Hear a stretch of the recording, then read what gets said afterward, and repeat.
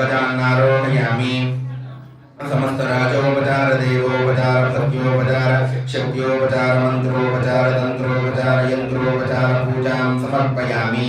यस्य स्मृत्याचनामोज्ञातमः पूजा क्रियादिषु न्यूनं सम्पूर्णतां याति सद्यो वन्दे महेश्वरम्। अंदरू नमस्कारं చేసి గోత్రాలు పేర్లు చెప్పుకోండమ్మా।